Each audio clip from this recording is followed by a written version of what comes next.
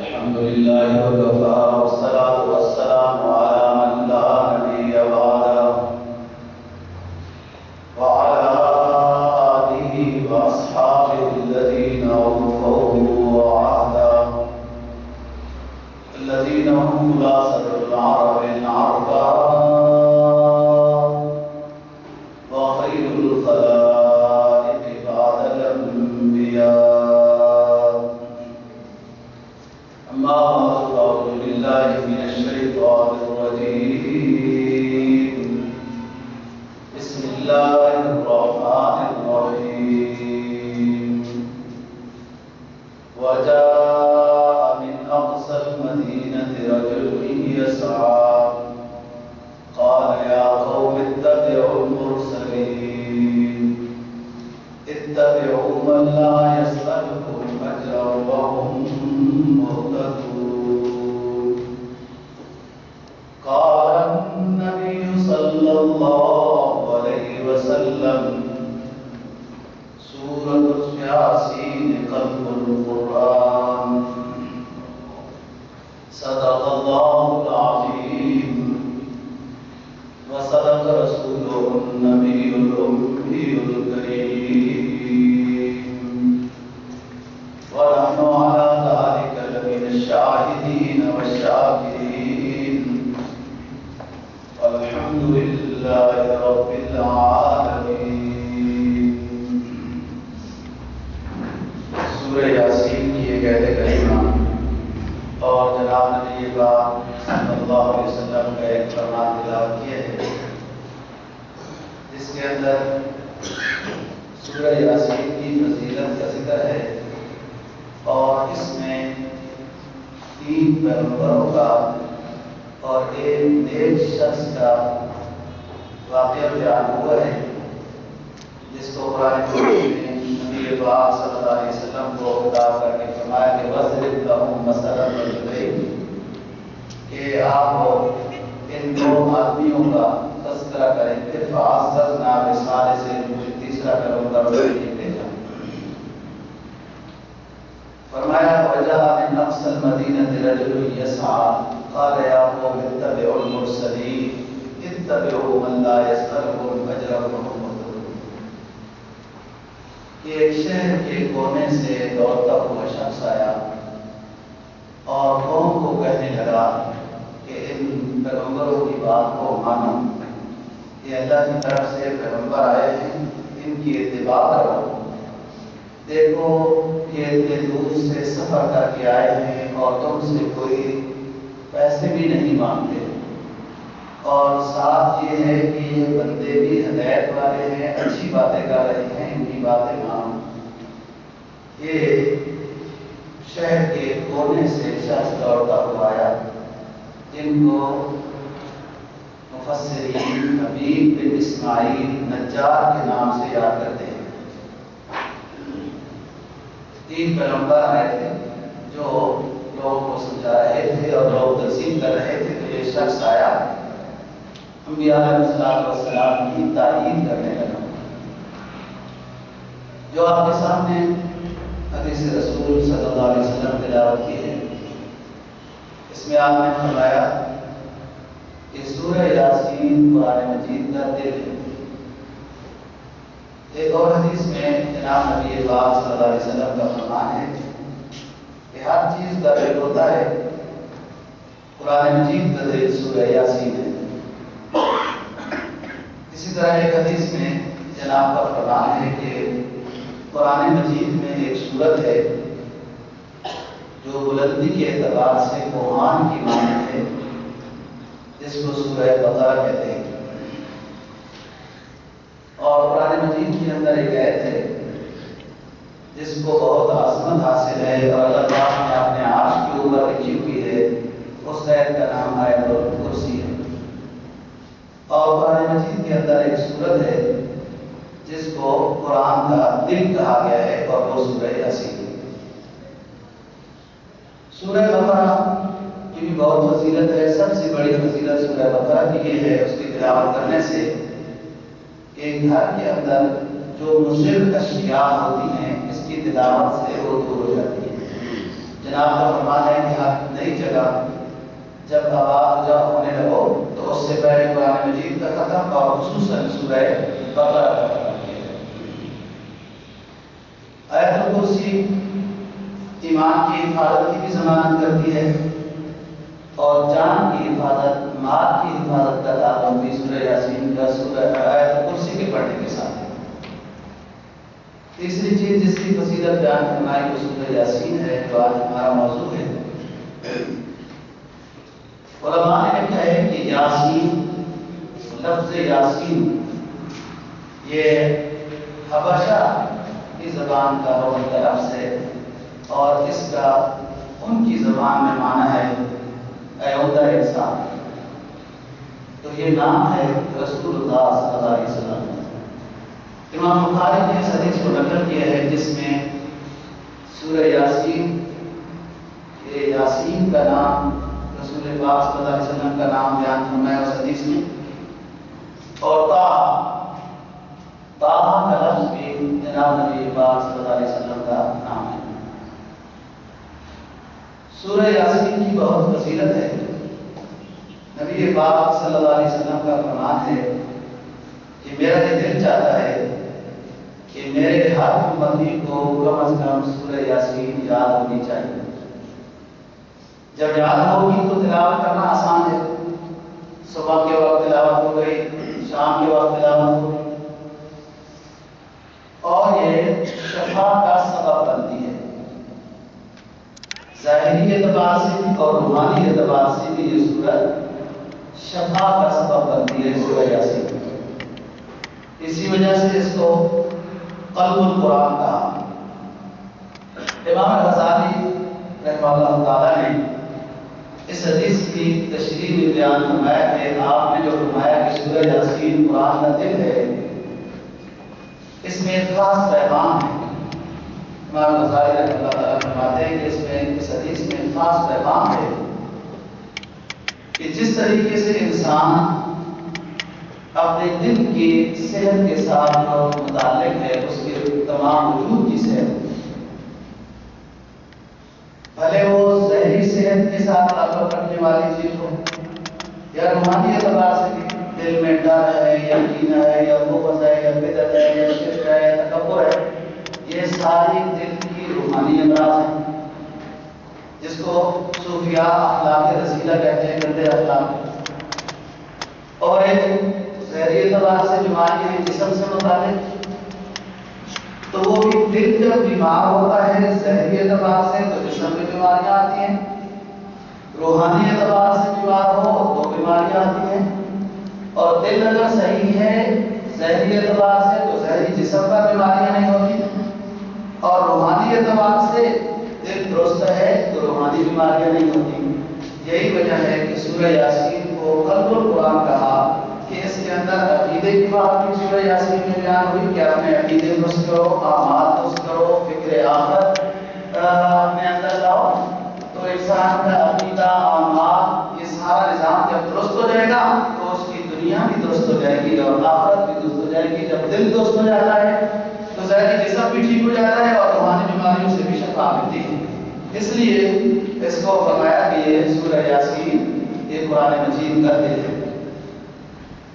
ایک حدیث میں جناب نبی پاک صلی اللہ علیہ وسلم کا فرمان ہے کہ سورہ یاسین کی تلاوت کرنے والا جو اس کا معمول رکھتا ہے اس کو حج مقبول کا ثواب ہے، اور 1000 دینار صدقہ کرنے کے برابر ثواب ہوتا ہے سورہ یاسین کی تلاوت کرنے سے۔ اور کینہ دور ہوتا ہے، جو شخص مسلسل معمول سے سورہ یاسین کی تلاوت کرتا ہے تو کینہ دور ہوتا ہے، اور کینہ بہت بری چیز ہے، یہ جنت کے اندر داخلے کے لیے رکاوٹ بن جائے گا، یہ بغض اور کینہ۔ مرض سے شفا ملتی ہے، کینہ دور ہوتا ہے، رحمتیں نصیب ہوتی ہیں، برکتیں نصیب ہوتی ہیں، انوار نصیب ہوتے ہیں، کچھ دوائیں حکمتیں نصیب ہوتی ہیں۔ سورہ یاسین کی تلاوت کرنے سے یقین محکم ہوتا ہے، اللہ کے رسول پر، ایمان پر، فکر آخرت پر، آخرت کے بارے میں ایمان پر، اٹھنے پر، حساب و کتاب پر یقین پکا ہوتا ہے سورہ یاسین کی تلاوت کرنے سے۔ ایک حدیث میں جناب نبی پاک صلی اللہ علیہ وسلم کا فرمان ہے کہ سورہ یاسین کو جب توریت میں اتارا گیا تو توریت کتاب میں سورہ یاسین کا نام معمہ رکھا گیا ہے۔ یہاں پر تو قرآن مجید میں اس سورت کا نام یاسین ہے، لیکن توریت میں اس سورت کا نام معمہ ہے۔ معمہ ہے عام سے کہ اس سورت کی تلاوت کرنے سے خیر و برکات عام طور پر نصیب ہو جاتی ہیں، کہ عمومی طور پر خیر و برکات کی یہ سورت شامل ہے۔ ایک حدیث میں اس کا نام سورہ قاضیہ بیان کیا ہے۔ اس کی تلاوت کرنے والے شخص کی حاجات اور اللہ پاک پورا کر دیتے ہیں۔ قاضی الحاجات اللہ پاک کا صفتی نام ہے کہ حاجات کو پورا کرنے والا ہے اللہ پاک۔ تو سورہ یاسین کی تلاوت کرنے سے حاجات انسان کی پوری ہو جاتی ہیں، اس کا نام قاضیہ ہے۔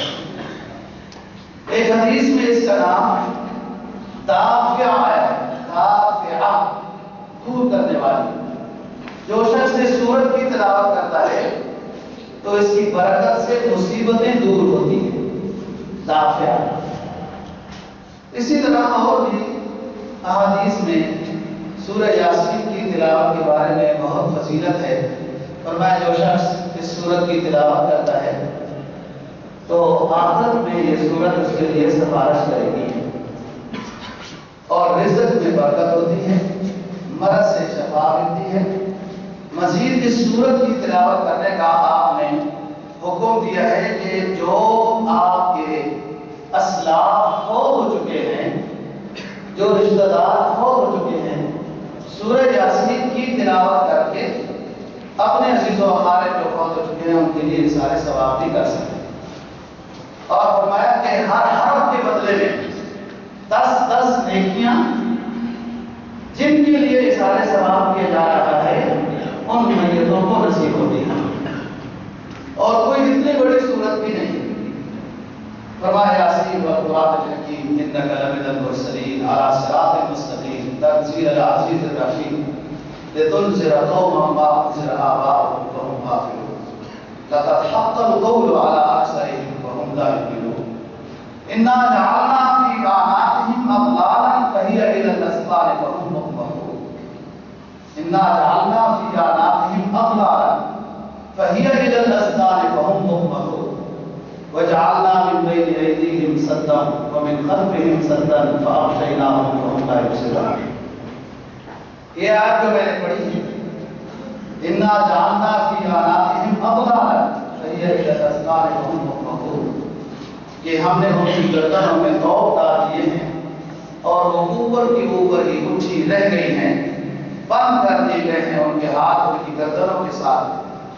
انا جعلنا في اعناقهم اغلالا فهي الى الاذقان فهم مقمحون وجعلنا من بين ايديهم سدا، ہم نے ان کے سامنے اور ان کے پیچھے حائل کر دی ہیں کچھ چیزیں اور وہ دیکھ نہیں سکتے۔ علماء نے ان آیات کے شان نزول لکھا ہے کہ مشرکین مکہ نے رسول اللہ صلی اللہ علیہ وسلم کو علیہ اللہ ختم کرنے کا پروگرام کیا اور اس پر ایک سے ایک شریک بڑھ کر حصہ لینے والا تھا، جس میں ایک مخزومی شخص کا نام لکھا ہے کہ وہ پتھر لے کر رسول اللہ صلی اللہ علیہ وسلم عبادت کر رہے تھے اور آپ کو مارنے کے لیے گئے، تو جیسے پتھر اٹھانا چاہا تو اس کے ہاتھ بند ہو گئے۔ جب یہ بات پتہ چلی ابو جہل کو تو اس نے کہا یہ ویسے ہی کہتا ہے، کسی اور وجہ سے اس کے ہاتھ بند ہو گئے ہوں گے۔ اس نے یہ کام کرنا چاہا تو اس کے ہاتھ بھی یہی بات ہوئی۔ بعد میں لکھا ہے کہ نظر ہی نہیں آ رہے تھے، آواز آ رہی تھی رسول اللہ صلی اللہ علیہ وسلم کی، لیکن آپ ان کو نظر نہیں آ رہے تھے، تو واپس آ گئے۔ وَجَعَلْنَا مِن بَيْنِ أَيْدِيهِمْ سَدًّا وَمِنْ خَلْفِهِمْ سَدًّا فَأَغْشَيْنَاهُمْ فَهُمْ لَا يُبْصِرُونَ۔ یہ ہے آپ کو عطا کی گئی جس وقت آپ کو اللہ پاک نے حکم دیا تو ہجرت کے لیے تیاری کی اور آپ رات کو روانہ ہو گئے. باہر سارے اپنے مشورے کے ساتھ کھڑے تھے کہ جیسے رسول اللہ صلی اللہ علیہ وسلم باہر نکلیں گے تو ان پر حملہ کر کے ان کو شہید کر دیں گے، قتل کر دیں گے. لیکن یہ عہد آپ کو عطا کی گئی اور فرمایا کہ ایک مٹی کے اوپر اس عہد کو پڑھ کے پھونک دیں اور یوں ان کی طرف کے مٹی پھینک دیں. آپ نے یہی کیا. باہر تشریف لے گئے. انہیں کوئی اندازہ نہیں ہوا کہ کوئی شخص یہاں سے نکلا ہے یا نہیں. جن کو ایک شخص آیا اس نے ان کو کہا کہ کیوں کھڑے ہو؟ تو انہوں نے بتایا کہ ہم اس لیے کھڑے ہیں، یہ مشورہ ہوا. اس نے کہا اپنے سروں میں مٹی کو جھاڑو. آپ کے سروں پہ وہ مٹی ڈال کر یہاں سے وہ جا چکے ہیں. میری بات پر یقین کر لو، یہاں اندر جن کو آپ مارنا چاہتے ہیں وہ موجود نہیں ہے. اور میری بات پر یقین کرنے کے لیے علامت اور دلیل یہ ہے کہ تم سب کے سروں پر مٹی ڈال کے گئے. اب کون تھا یہ شخص؟ بتاؤ.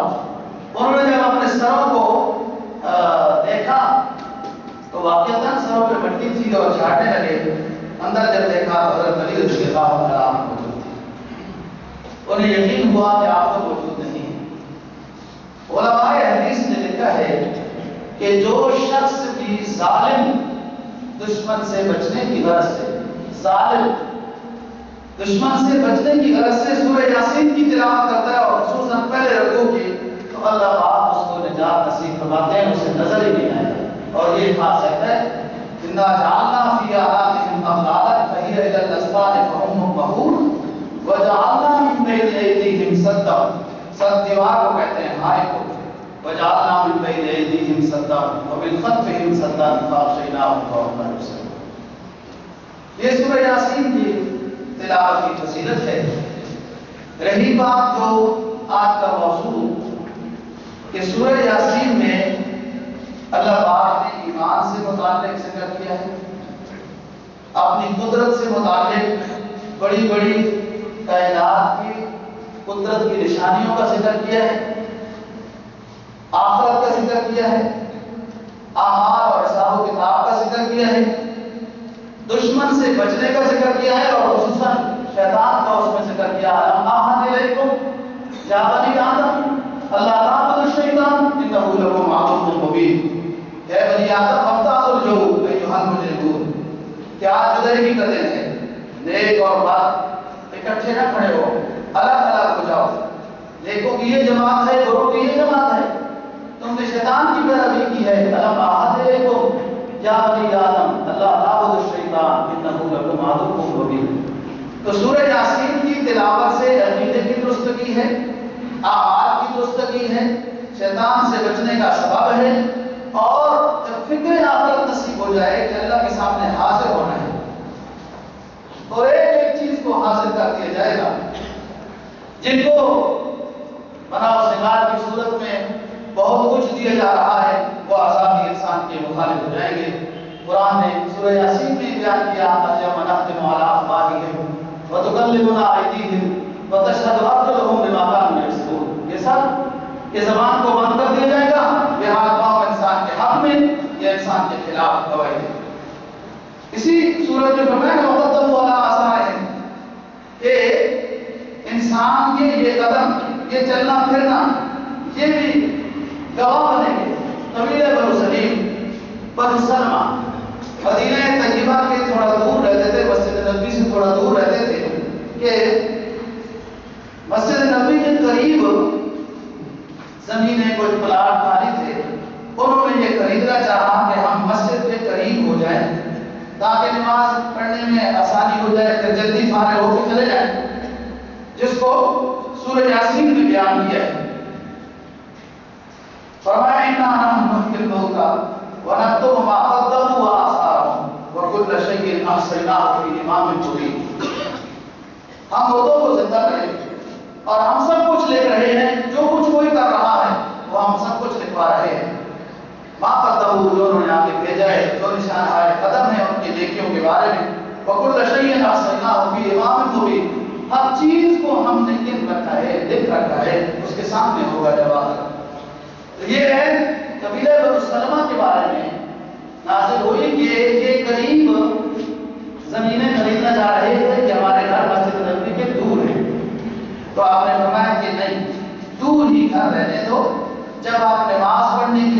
آتے ہیں تو ہر قدم پر 10 نیکیاں ملتی ہیں اور ساری یہ لکھی جا رہی ہیں، اور یہ زمین بھی تمہارے حق میں گواہی دے گی جو تم نیکی کی طرف آ رہے ہیں۔ تو بات یہ ہے کہ یہ انسان کے اعضاء، یہ ہاتھ پاؤں، یہ زمین، یہ جگہ، یہ سب کچھ اگر انسان اچھا بن کے رہا تو یہ اس کے حق میں گواہیاں دیں گے، اور اگر اس نے برائیاں کی ہیں ان سے تو اس کے خلاف گواہ بنیں گے۔ تو اسی کو فرمایا اِنَّا نَحْنُ نُحْيِي الْمَوْتَىٰ وَنَكْتُبُ مَا قَدَّمُوا وَآثَارَهُمْ وَكُلَّ شَيْءٍ أَحْصَيْنَاهُ فِي إِمَامٍ مُّبِينٍ۔ اس صورت میں نبی پاک صلی اللہ علیہ وسلم کو خطاب ہوا کہ وہ 3 پیغمبروں کا واقعہ بیان فرمایا اپنی قوم کے سامنے، جنہوں نے تبلیغ کی اور قوم نے آگے سے کیا برتاؤ کیا یہ ان کے سامنے بیان کیا، اور جس بندے نے تائید کی اس کے مقام کو بھی بیان کرے، اور پھر مبلغین کا طرز تکلم قرآن مجید نے بیان کیا کہ ان مبلغین میں فکر کیا تھی، درد کیسا تھا، نصیحت کا انداز کیسا تھا، اور کس حد تک وہ قوم کے بارے میں درد رکھنے والے تھے، مخلص تھے، فکر کر رہے تھے۔ خطاب ہوا نبی پاک صلی اللہ علیہ وسلم کو وَضْرِبْ لَهُم مَثَلًا أَصْحَابَ الْقَرْيَةِ إِذْ جَاءَهَا الْمُرْسَلُونَ۔ اے نبی آپ بیان فرمائے لوگوں کے سامنے اس بستی کی بات ہو کہ جن کے پاس پیغمبر آئے۔ إِذْ أَرْسَلْنَا إِلَيْهِمُ اثْنَيْنِ فَكَذَّبُوهُمَا فَعَزَّزْنَا بِثَالِثٍ فَقَالُوا إِنَّا إِلَيْكُمْ مُرْسَلُونَ۔ پہلے ہم نے ان کی طرف 2 پیغمبر بھیجے، لوگوں نے تکذیب کی، پھر تیسرا پیغمبر بھیجا اور سب نے یہ کہا اِنَّا إِلَيْكُمْ مُرْسَلُونَ، ہم تمہاری طرف پیغمبر بنا کر بھیجے گئے ہیں، ہماری بات کو مانو۔ یہ بستی کون سی ہے، یہ پیغمبر کون سے ہیں؟ حدیث میں آتا ہے جو جمہور مفسرین کی رائے یہ ہے کہ یہ بستی شام کی انطاکیہ نام کی بستی ہے، اور اس وقت لوگ بت پرست تھے۔ بعد میں یہ لکھا کہ انطاکیہ جو بڑی جگہ تھی وہ نہیں، اس کے ساتھ والی جو بستی ہے اس کا نام بھی انطاکیہ تھا، یہ اس کے لیے تھی۔ واللہ اعلم بالصواب، جو بھی بستی ہو اس میں جو نصیحت کی بات ہمارے لیے کی گئی ہے اس سے ہم نے سبق لینا ہے۔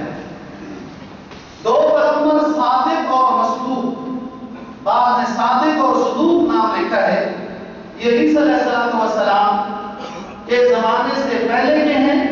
بعض حضرات نے لکھا ہے کہ عیسیٰ علیہ السلام کے یہ حواری ہیں، پیغمبر نہیں ہیں، لیکن اکثر کا رجحان یہ ہے کہ یہ تینوں پیغمبر تھے، عیسیٰ علیہ السلام سے پہلے کے تھے۔ صادق اور صدوق، پہلے یہ 2 پیغمبر آئے، قوم کے سامنے بات و نصیحت کی لیکن قوم نے تکذیب کی۔ فَعَزَّزْنَا بِثَالِثٍ، اللہ پاک فرماتے ہیں پھر ہم نے تیسرا پیغمبر ان کی نصرت کے لیے، ان کی تائید کے لیے، یہ جماعت بن جائے گی، ان کے لیے بھیجا ہے، اور اس کا نام شمون لکھا ہے، بعد میں شمون بھی۔ یہ تینوں پیغمبر اس بستی کو بات و نصیحت کرنے کے لیے مبعوث ہوئے، لیکن قوم نے صحیح تأثر نہیں دیا، جیسے قوم کی ہمیشہ عادت رہی ہے کہ حق بات کرنے والے کے خلاف طرح طرح کے پروپیگنڈے کرتے ہیں، ایسے ہی ان بزرگوں کے خلاف بھی یہ باتیں ہوتی ہیں۔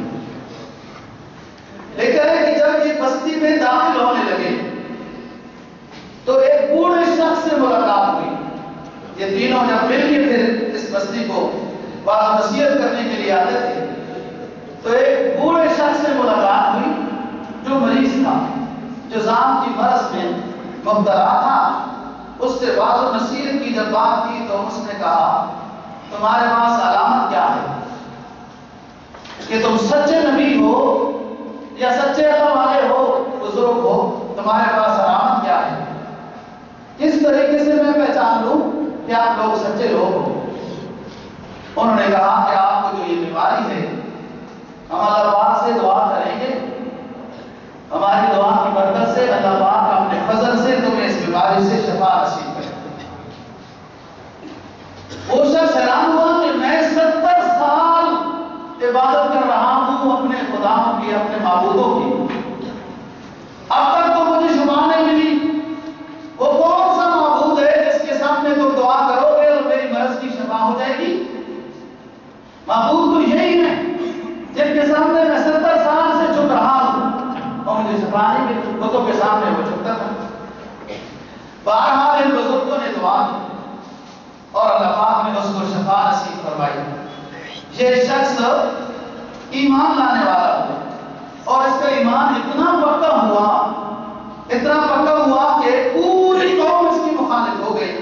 یہی وہ بوڑھا شخص ہے جس کو حدیث میں حبیب نجار کے لفظ سے یاد کیا جاتا ہے کہ یہ لکڑی کا کام کرنے والا ایک بزرگ تھا جس کا نام حبیب ہے۔ حدیث میں جناب نبی پاک صلی اللہ علیہ وسلم کا فرمان ہے کہ تمام انبیاء علیہ السلام نے تو میرے اوپر ایمان لایا ہے، اللہ نے عالم ارواح میں جو سب سے اہم یہ تھا جو میں بیان کر چکا ہوں، یہ اس کا تیسرے بارے میں ذکر ہے۔ لیکن مجھے نبوت ملنے سے پہلے 3 ایسے شخص گزرے ہیں جو نبی نہیں ہیں، اللہ والے ہیں، جنہوں نے میری نشانیاں، میری فضیلت اپنے اپنے دور میں اپنے پیغمبروں سے سنی یا اپنی کتابوں میں میری فضیلت، میرے علامات اور جو اللہ نے مجھے انعامات عطا کرنے ہیں وہ جو اپنی کتابوں میں انہوں نے وہ فضیلت والی باتیں میرے متعلق پڑھی، تو وہ 3 لوگ ہیں جنہوں نے میری نبوت سے پہلے میرے اوپر ایمان لایا۔ ایک ہے طب اکبر، ایک ہے حبیب نجار اور ایک ہے ورقہ بن نوفل رضی اللہ تعالیٰ عنہ، جس کی زیارت رسول اللہ صلی اللہ علیہ وسلم سے ہوئی، لیکن آپ کو اس وقت نبوت کا اعلان کرنے کا حکم نہیں دیا گیا تھا، صرف جبرائیل علیہ السلام کی ملاقات ہوئی دیوار حرام۔ طب اکبر یہ کون شخص ہے؟ میں تفصیل سے اس پر بات کر چکا ہوں۔ مختصر یہ کہ یہ اپنے راہبوں کے ہمراہ یہ بادشاہ مدینہ طیبہ میں آیا۔ جب واپس جانے لگا تو راہبوں نے کہا کہ ہم یہاں سے نہیں جائیں گے۔ اس بستی کی علامات ایسی ہیں کہ جس بستی کے علامات ہماری کتابوں میں موجود ہیں کہ اس میں نبی آخر الزمان صلی اللہ علیہ وسلم کا مسکن ہوگی وہ بستی، اس بستی کی علامات ایسی ہیں، ہم یہاں سے آپ کے ساتھ نہیں جائیں گے، آپ چلے جائیں۔ اس بادشاہ نے کہا عجیب بات ہے، آپ لوگ میرے ہم سفر ہو، میرے ساتھ نہیں آتے ہو۔ یہ سب علماء جو اس وقت یہود علماء راہب اللہ والے بادشاہ کو انہوں نے منوا لیا کہ آپ کی مہربانی ہوگی ہمیں اس بستی میں ہی رہنے دیں، یہ بستی بڑی مبارک ہے، آخری دور میں اللہ کا آخری حبیب صلی اللہ علیہ وسلم اس بستی میں آ کے آباد ہوگا۔ بادشاہ بھی بادشاہ تھا دوستو، صدیوں پہلے بعض حضرات نے 1000 سال لکھا ہے، 1000 سال پہلے نبی کی بات کو اپنے علماء سے سنا کہ نبی آخر الزمان کی یہ شان ہوگی، یہ مقام ہوگا، تو اس نے کہا پھر میں بھی اپنا نام لکھوا کے جاتا ہوں کہ آپ لوگ گواہ بنو۔ میں تو پتہ نہیں اس وقت ہوگا یا نہیں ہوگا، لیکن اس اللہ کے آخری حبیب صلی اللہ علیہ وسلم پر میں آج سے ایمان کا اعلان کرتا ہوں، میرا اس پر ایمان۔ یہ تو بے اکبر ہے۔ پھر اس نے ایک اور عجیب کام کیا ہے، آپ تاریخ مدینہ پڑھیں، کیا کام کیا کہ وہاں ایک اور گھر خریدا اور گھر خرید کے ایک اور خط لکھا کہ یہ گھر خرید کر میں اس آخری حبیب اللہ کے آخری حبیب صلی اللہ علیہ وسلم کے نام پہ صدقہ اور ہدیہ کر کے جا رہا ہوں۔ میں گھر خرید کے یہ ہدیہ کر کے نبی آخر الزمان صلی اللہ علیہ وسلم کے لیے جا رہا ہوں۔ جب اونٹنی حضرت ابو ایوب انصاری رضی اللہ تعالیٰ عنہ گھر کے قریب بیٹھی رکی تو سب صحابہ یہ چاہتے تھے ہمارے گھر آئیے، اونٹنی ہمارے گھر، آپ ہمارے پاس ٹھہرے، سب کا یہ نظریہ تھا۔ آپ نے فرمایا تھا کہ نہیں تو فإنها مأمورة، چھوڑو اس اونٹنی کو، کوئی زبردستی اپنے گھر میں نہ لے جائے، یہ وہاں رکے گی جہاں اس کو حکم ہوا ہے، یہ وہاں رک جائے۔ یہ جو وہاں رکی، علماء تاریخ لکھتے ہیں حضرت ابو ایوب انصاری رضی اللہ عنہ نے کہا کہ حضرت یہ گھر میرا نہیں، میں تو چوکیداری کر رہا ہوں، میرے سے پہلے بھی اسلام گزری ہے، یہ آپ کا گھر ہے، ہم اس گھر کی چوکیداری کرتے ہوئے آئے ہیں، یہ لکھا ہوا ہے تو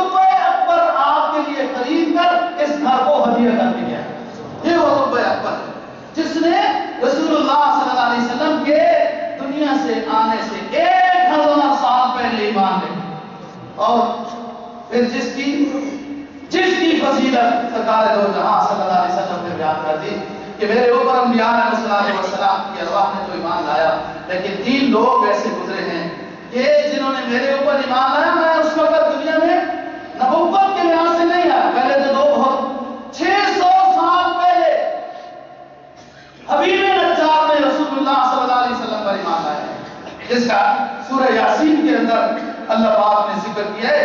اور کہاں ذکر کیا؟ قلب القرآن، نبی پاک صلی اللہ علیہ وسلم کا فرمان ہے کہ سورہ یاسین قلب القرآن، قرآن کے دل میں اس شخص کا ذکر ہوا جس نے سرکار دو جہاں پر 600 سال پہلے ایمان لایا، اس کا ذکر ہوا۔ اور تیسرا وہ ورقہ بن نوفل ہے، حضرت عروہ بن مسعود ثقفی، ایک سردار ہے، طائف کا ہے۔ طائف میں تو آپ مایوس ہوئے، واپس آئے، اور بنو ثقیف نے ساتھ نہیں دیا، جبکہ دور سے رشتہ بھی تھا۔ بہرحال اللہ کا نظام ہے، ہدایت تو اللہ کے قبضے میں ہے۔ انبیاء علیہ السلام اور ان کے جانشینوں کے حوالے جو کام ہوا ہے کہ آپ حکمت کے ساتھ، موعظہ حسنہ کے ساتھ اللہ سے مانگ کر آپ دین کی بات کریں، اور یہ فریضہ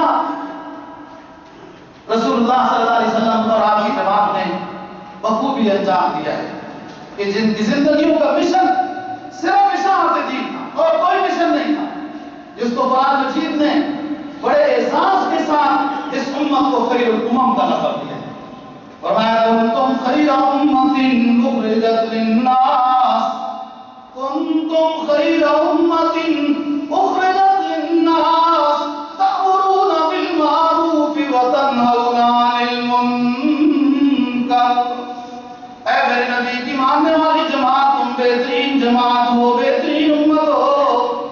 بہترین اس لیے نہیں ہو کہ تم نے بڑے بڑے ایوان بنائے، بڑے بڑے محل بنائے، بڑے بڑے بینک بیلنس بھرے، یا کوئی اور خوبیاں دنیاوی تمہارے اندر دیکھیں کہ تم اس لیے بہترین ہو، نہ ہرگز نہیں۔ بہترین اس لیے ہو کہ تم نے میرے آخری حبیب کو پہچانا، اس قیمتی سرمایے کو سمجھا، ان کی باتوں کو لیا اور یہ باتیں لے کے اپنے اندر اپنائی اور پوری دنیا کو پھیلانے والے بن گئے، اس لیے بہترین ہو۔ مرور دور میں حضرت ابو ہریرہ رضی اللہ تعالیٰ عنہ، مرور دور میں حضرت ابو ہریرہ رضی اللہ تعالیٰ عنہ یمن کے گورنر بنا دیے گئے، اور بالویہ والوں نے وہ ابو ہریرہ ہے جو بھوک کی وجہ سے مسجد نبوی میں اصحاب صفہ والے چبوترے میں بے ہوش ہو جاتے ہیں۔ علم حدیث کے حصول کی خاطر جس نے زندگی کا مشن دوستوں یہ بنایا کہ نبی کو دیکھنا ہے، نبی کی چال کو، نبی کے اٹھنے کو، نبی کے اقوال کو، فرمان کو، کردار کو، سنت کو دیکھنا ہے، نقل کرنا ہے۔ یہ وہ ابو ہریرہ ہے، آپ بے ہوش پڑے ہیں مسجد نبوی میں، خود دعا کرتے تھے۔ دنیا ابو ہریرہ کو سمجھتی تھی کہ مرگی ہو گئی ہے، میں مرگی کا مریض نہیں تھا، بھوک کی وجہ سے بے ہوش ہو جاتا تھا۔ جب زمانہ بدلا، وَتِلْكَ الْأَيَّامُ نُدَاوِلُهَا بَيْنَ النَّاسِ، قرآن اعلان کرتا ہے وَتِلْكَ الْأَيَّامُ نُدَاوِلُهَا بَيْنَ النَّاسِ، ہم یہ دن پھیر پھیر کر آتے ہیں، کبھی غربت میں، کبھی بادشاہی میں، کبھی غربت میں، کبھی امیری میں، کبھی پابند سلاسل میں، کبھی توانگری میں۔ یہ پھیر پھیر کر ایام لاتے ہیں کہ کن مرحلوں میں، کن موڑوں میں کون ہمیں پکارتا ہے اور کون باغی بن جاتا ہے۔ مرور دور میں حضرت ابو ہریرہ رضی اللہ تعالیٰ عنہ کو جب یمن کا گورنر بنایا گیا تو قضات میں، دارالقضات میں بیٹھ کر سب سے پہلے اپنے بیگ سے ایک جبہ نکالا کرتے تھے، ایک جبہ، اور جبے کو دیکھ کر کچھ الفاظ بیان کرتے اور پھر اس پھٹے پرانے جبے کو بند کر کے پھر دوبارہ اپنے بیگ میں داخل کر دیتے تھے۔ ایک شاگرد نے سوال کیا، استاد جی یہ کیا بات ہے، یمن کے اتنے اونچے دارالقضات میں بیٹھ کر آپ ہر روز پہلے پھٹے پرانے کرتے کو کیوں دیکھتے ہیں؟ کہا اے میرے ساتھیوں، میں اس لیے اپنے پرانے پھٹے پیمان زدہ جوتا کو دیکھتا ہوں کہ جب میں مدینہ میں تھا، سرکار دو جہاں سے سبق لے رہا تھا، آپ کی فیوز و برکات و انوار کو حاصل کر رہا تھا، میری حالت اس وقت یہ تھی، اس ہستی کے قریب آیا، ایمان لایا، صحابی بنا، آپ کی انوار و برکات کو دل و جان سے قبول کیا، اللہ نے مجھے نبی کے اوپر ایمان لانے کی برکت سے، نبی کی سنتوں پر عمل کرنے کی برکت سے یہ مقام دیا کہ دنیا میں اللہ نے یمن کا مجھے گورنر بنا دیا۔ میں کرتا دیکھ کر اپنے نفس کو ختم کر کے یہ کہتا ہوں ابو ہریرہ اپنی اصلیت کو نہ بھول جانا۔ حضرت عمر فاروق رضی اللہ تعالیٰ عنہ کو جب بیت المقدس علاقہ فتح ہوا، ان یہودیوں اور راہبوں نے اس وقت کے اہل کتاب نے یہ کہا ہم اس آخری حبیب کے خلیفہ امیر المؤمنین کو دیکھنا چاہتے ہیں، وہ کس انداز کا ہوگا۔ جب لایا گیا ان کو عمدہ کرتا پہنایا گیا، پھر اتار دیا، نہیں یہ بہت نرم نرم ہے، عمر نرم نرم لباس نہیں پہننا چاہتا، مجھے کوئی میرا پوتلی والا لباس دو جو میں نے اپنے نبی سرکار دو جہاں صلی اللہ علیہ وسلم کے زمانے میں سے وطن کیا، وہی پہنتا ہوں، اسی میں مجھے سکون ملتا ہے۔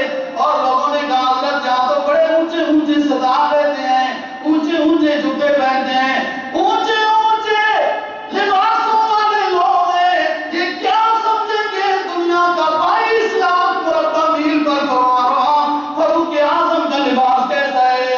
کہا چھوڑو، مجھے یہ فضیلتیں مت سناؤ، کفا بالاسلام زینا، ہماری خوبصورتی کے لیے ہمارے لیے اسلام کافی ہے، سرکار دو جہاں صلی اللہ علیہ وسلم کی محبت کافی ہے، سرکار دو جہاں صلی اللہ علیہ وسلم کی سنتوں پر عمل کرنا ہماری خوبصورتی کے لیے کافی ہے۔ میں کہہ رہا تھا عروہ بن مسعود ثقفی طیف کے علاقے سے رسول اللہ صلی اللہ علیہ وسلم کی خدمت میں آیا، آپ کی بات اس پر اثر کر گئی اور کہنے لگا اے اللہ کے رسول، اگر اجازت ہو تو میں طائف میں جا کر توحید کا پرچم بلند کروں، لوگوں کو دعوت اللہ دوں۔ مناد اور عزا جو طائف کے اندر بڑے خاص انداز میں ایک بت خانے کے اندر رکھے گئے تھے، اس کی براتوں کو سناؤں، بتوں کی مذمت کروں، توحید کی فضیلت بیان کروں۔ اے میرے رسول، مجھے توحید بیان کرنے کی اجازت دے دیجیے۔ آپ نے فرمایا نہیں، قوم آپ کو مار دے گی، قوم شہید کر دے گی، ابھی نہیں، بعد میں اجازت ہوگی۔ کہنے لگا حضور میرا دل چاہتا ہے، میری قوم بڑی اچھی ہے، میری بات کو مانے گی، مجھے آپ تبلیغ کی اجازت دے دیں۔ آپ نے فرمایا جاؤ اجازت ہے۔ یہ چلا گیا، صبح کے وقت اپنے محل کے چھت کے اوپر یہ شخص دعوت دینے لگا، اپنی قوم کو سمجھانے لگا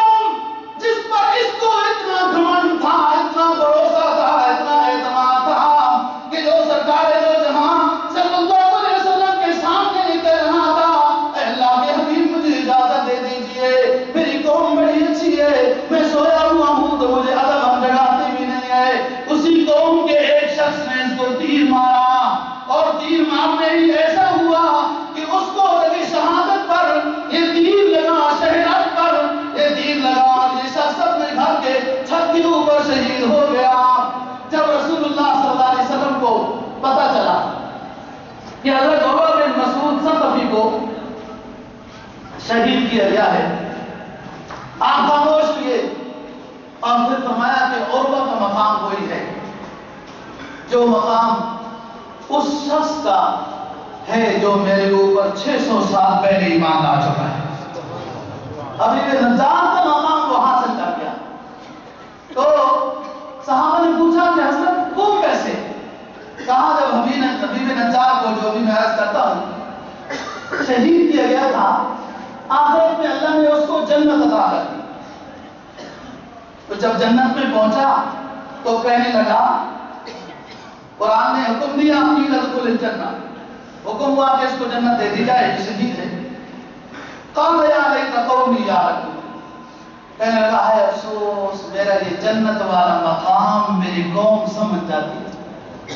قوم نے مارا ہے، ٹھوکریں مار مار کے، پاؤں مار مار کے، پتھر مار مار کے شہید کیا ہے. حتیٰ کہ اس حد تک پاؤں کے ساتھ روتا تھا قوم نے حبیب نجار کو کہ اس کی پیٹ سے انگلیاں باہر آ گئی تھی اور اس کو وہ لٹاتے تھے. کیوں مارا؟ اور جب جنت ملی تو کہنے لگا کاش کہ میری قوم سمجھ جاتی اللہ نے مجھے کیا مقام دیا. کہتا ہے بما غفر لی ربی وجعلنی من المکرمین، کہ اللہ نے میرے گناہوں کو بھی معاف کر دیا اور مجھے اتنا اونچا اعزاز عطا کر دیا ہے. کاش کہ میری قوم میرے مقام کو سمجھ جاتی اور وہ بھی ایمان لے آتی تو اللہ ان کو بھی یہ مقام عطا کرتے. شیخ فرمایا کہ عروہ بن مسعود ثقفی کو بھی اللہ نے یہی مقام دیا. قوم پر اتنا اعتماد تھا، قوم کو تبلیغ کی. قوم کے ایک نشانے باز، اس حد تک تیز نشانے باز نے ایک ہی تیر مارا جو اس کو رگے شہر پر لگا اور وہ شہید ہو گیا. جب شہید ہو گیا اس کو عروہ بن مسعود ثقفی کو اللہ نے جب مقام شہادت عطا کیا آخرت میں تو کہنے لگا کاش کہ میری قوم جان لیتی کہ مجھے اللہ نے اتنا اعزاز عطا کیا ہے، وہ بھی اس ہستی کے اوپر ایمان لے آتی تو انہیں بھی یہ احساس مل جاتا. کاش کہ میری قوم کو یہ میرا مقام سمجھ میں آ جائے. یہ ہے باعث کی بات کہ مار دیا قوم نے اور پھر بھی جنت میں پہنچ کر بھی فکر یہی ہے کہ میری قوم ہدایت کے اوپر آ جائے. تو بات کر رہے ہیں کہ اللہ پاک نے 2 پیغمبر پہلے بھیجے مقام انطاکیہ میں جو شام کے علاقے کا یہ شہر ہے جس کو قرآن نے منصل مدینہ کہا، بڑا شہر کہا. اور اسی میں یہ 3 پیغمبر آئے، صادق، مصدوق اور شلوم. ان کی تائید کے لیے پھر حبیب نجار جو پہلے ایمان لے آئے تھے اور ان کا ایمان مضبوط ہو گیا تھا، پکا ہو گیا تھا، تو جیسے ان کو جھٹلایا، قوم نے جھٹلایا تو وہ دوڑتے ہوئے آئے جس کو قرآن نے بیان کیا ہے. یہ انطاکیہ کا علاقہ حضرت عمر فاروق رضی اللہ تعالیٰ کے دور میں حضرت ابو عبیدہ امیر و حاضر الامہ، صحابہ اکرام رضی اللہ تعالیٰ کے مختلف اعزازات ہیں جو رسول اللہ صلی اللہ علیہ وسلم نے عطا کیے. کسی کو امین کہا، کسی کو اقرأہم کہا، سب سے اچھا قاری ہے، کسی کو سیف اللہ کہا، کسی کو کیا لقب دیا. ابو عبیدہ بن جراح رضی اللہ تعالیٰ کو رسول اللہ نے لقب دیا تھا امین و حاضر الامہ، میری امت میں سب سے بڑا امین. اور ابو عبیدہ بن جراح کے زمانے میں انطاکیہ کا علاقہ فتح ہوا. اس وقت حکومت حضرت عمر فاروق رضی اللہ تعالیٰ کی تھی. اور حضرت ابو عبیدہ بن جراح رضی اللہ تعالیٰ جب پہنچے اس انطاکیہ علاقے میں تو وہاں کے لوگوں نے بتایا کہ یہ قبر ہے حبیب بن اسماعیل نجار رضی اللہ تعالیٰ. اس وقت ابو عبیدہ بن جراح رضی اللہ تعالیٰ نے بتایا کہ یہ وہ شخص ہے جس نے ہمارے نبی صلی اللہ علیہ وسلم پر 600 سال پہلے، آپ دنیا میں تشریف نہیں لائے، دنیا میں تشریف لانے سے 600 سال پہلے یہ شخص نبی آخر الزمان صلی اللہ علیہ وسلم پر ایمان لا کے گیا. جب یہ اس قوم کو، انطاکیہ والوں کو ان پیغمبروں نے سمجھایا تو لوگوں نے تکذیب کی اور کہا آمنت باللہ بشر مثلنا، تم کیا ہو، ہماری طرح انسان ہو، تمہارے پاس کیا مقام ہے. بارہا نے انہیں علامات بھی دکھائیں. بعد میں تو یہ کہا کہ میرا بیٹا فوت ہو چکا ہے، اس کو زندہ کر دیا جائے. ان کی دعا سے وہ زندہ ہوا. بعد میں ایک بادشاہ نے جو اس وقت تھا افلس کے ایسا نام کچھ لکھا ہے، اس نے کہا میری بیٹی مر چکی ہے، اس کو ہم زندہ کر دیں. ایک زمیندار کا بیٹا مر چکا تھا جو وہاں اس وقت موجود نہیں تھا سکتا، اور انہوں نے پیغام اس وقت کے لحاظ سے کوئی بھیجا تھا کہ وہ آ جائے اور وہ لاش کسی طرح رکھی 7 دن ہو گئے تھے وہ مر چکا تھا. ان بزرگوں سے امتحان لیا کہ آپ دعا کریں یہ زندہ ہو جائے تو ہم مان جائیں گے. انہوں نے دعا کی, اللہ کے حکم سے وہ بیٹا زمیندار کا زندہ ہوا. اس نے کہا بات یہ ہے کہ میں مشرک ہونے کی حالت میں مرا ہوں, مجھے مختلف عذاب کی وادیوں سے گزارا جا رہا ہے, لیکن ایک اور بات بھی بتاتا جاؤں کہ جب مجھے عذاب شرک کی وجہ سے دیا جا رہا تھا تو آسمانوں کے دروازے کھلے, وہاں سے ایک عجیب و غریب خوبصورت شخص نمودار ہوا. وہ اعلان کر رہا تھا کہ یہ صادق و صدوق شلوم جو انطاکیہ کی بستی میں دعوت اللہ دینے والے پیغمبر آئے ہیں, یہ سچے ہیں, ان کی بات مان لو. اس زندہ ہونے والے لڑکے نے ان پیغمبروں کی تائید میں بات کی کہ آسمان کھلا اور وہاں سے ایک بشارت دینے والا شخص آیا. لیکن وہ قوم ایسی تھی, ختم اللہ علی قلوبہم وعلی سمعہم وعلی ابصارہم غشاوہ ولہم عذاب عظیم. وہ مر چکی تھی قوم, دل مردہ ہو چکے تھے, اور اس کو بھی دوسری طرف منسوخ کرتے رہے کہ یہ یوں ہوا یوں ہوا. بعد میں اور بھی ان سے کچھ دعائیں کرائیں, علامات ظاہر کی, لیکن ایمان نہیں لائے. اور ان پیغمبروں کو کیا کہنے لگے, قالوا انا تطیرنا بکم لئن لم تنتہوا لنرجمنکم وليمسنکم منا عذاب الیم. کہاں آ گئی, بے برکتی آ گئی اس علاقے میں, پیغمبروں کی بات نہیں مانی اس وجہ سے. تو اعوذ باللہ یہ کہنے لگے تمہاری نحوست کی وجہ سے بارش ہو گئی. پیغمبروں کو یہ گمراہ قوم کہنے لگی تمہاری نحوست کی وجہ سے بارشیں نہیں ہو رہی, فلاں نہیں ہو رہا. انہوں نے کوئی مقابلہ نہیں کیا. کہاں طائرکم معکم, تمہاری قسمت تمہارے ساتھ ہے, تمہارے اچھے اعمال تمہاری اچھی قسمت ہے, تمہارے برے اعمال تمہاری بری قسمت ہے. اَإِن ذُكِّرْتُمْ بَلْ أَنْتُمْ قَوْمٌ مُسْرِفُونَ, حد سے تجاوز ہو رہے ہو. جب قوم نے یوں مقابلہ کیا, یہ شخص آیا وہ جو پہلے 70 سال بتوں کی بات کر رہا تھا, حبیب نجار اور شفاء نے ملی تھی, ان اللہ کے ولیوں کی یا نبیوں کی دعا سے اللہ نے حبیب نجار کو شفاء عطا کی. ایمان پکا ہوا, وہ دوڑتا آیا. قرآن کیا کہتا ہے, وَجَاءَ مِنْ أَقْصَى الْمَدِينَةِ رَجُلٌ يَسْعَىٰ قَالَ يَا قَوْمِ اتَّبِعُوا مَن لَّا يَسْأَلُكُمْ أَجْرًا وَهُمْ مُهْتَدُونَ.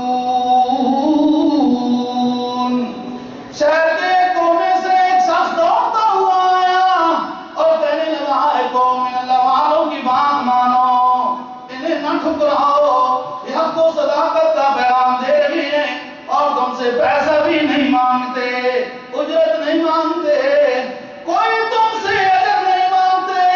ایک ان کی خوبی ہے دور سے آئے بات سچی کر رہے ہیں, اور دوسری ہے کہ تم سے اجرت بھی نہیں مانگتے. قوم نے کہا تو کیا کہتا ہے ہمارے بارے میں. اس حبیب نجار نے پھر جو تقریر کی, تبلیغ جو کی, اس حبیب نجار نے قرآن مجید کا 23واں پارہ اس کی تقریر سے شروع ہوا. کہنے لگا مالی لا اعبد الذی فطرنی والیہ ترجعون, اتخذ من دونہ آلیہۃ ان یردنی الرحمن بضر لا تغن عنی شفاعتہم شیئا ولا ينقذون. انی اذا لفی ضلال مبین, انی آمنت بربکم فاسمعون. قیل ادخل الجنہ قال یا لیت قومی یعلمون بما غفر لی ربی وجعلنی من المکرمین. وما انزلنا على قومه من بعده من جند من السماء وما كنا منزلين إن كانت إلا صيحة واحدة فإذا هم خامدون. یہ کہنے لگا جب ان بزرگوں کی, ان اللہ کے نبیوں کی تعریف کی حبیب نجار نے, قوم کہنے لگی تو کیا کہتا ہے, تیرا کیا نظریہ ہے, تیرا کیا عقیدہ ہے, تو کس کی عبادت کرتا ہے. تو یہ کہنے لگا مجھے کیا ہو گیا, میں اس ایک کو چھوڑ کر کسی اور کی عبادت کروں. جس رب نے تمہیں بھی پیدا کیا مجھے بھی پیدا کیا, ساری کائنات کو سب کچھ دے رہا ہے, اسی کی عبادت کرنی ہے. کوئی سفارش بھی کرے گا, کوئی شفاعت بھی کرے گا, جن کی ہم عبادت کرتے رہے ہیں ماضی میں اور تم کر رہے ہو, یہ ذرہ برابر بھی کچھ نفع کا کام تمہارے لیے نہیں کر سکتے. جب یہ بات کہی قوم نے اور بزرگوں کو چھوڑ دیا.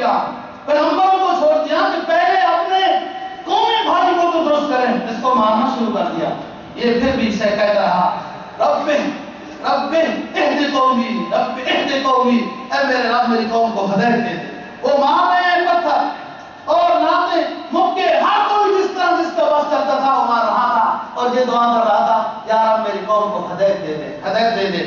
شہید کر دیا گیا، جنت میں پہنچ گیا، یہ تمنا کر رہا تھا یا رب میری قوم کو ہدایت دے دے. ان کو یہ میرا مقام پتہ چل جائے کہ اللہ نے مجھے کیا مقام آخرت میں دیا، لیکن قوم ہدایت پہ نہیں آئی. وہ پیغمبر ان کو سمجھاتے رہے. حضرات نے لکھا ہے کہ پیغمبروں کو بھی پھر ان بدبختوں نے شہید کر دیا اور پھر اس کے بعد اللہ کی ناراضگی کا فیصلہ کیوں ہوا؟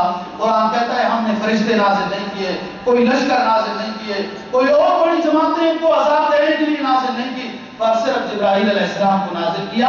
اور انطاکیہ شہر کے یا اس بستی کے جس میں یہ تھے قریب آ کر اس نے ایک آواز لگائی جس سے سب کے دل پھٹ گئے. اللہ تعالیٰ ہمیں صحیح دین کی سمجھ اور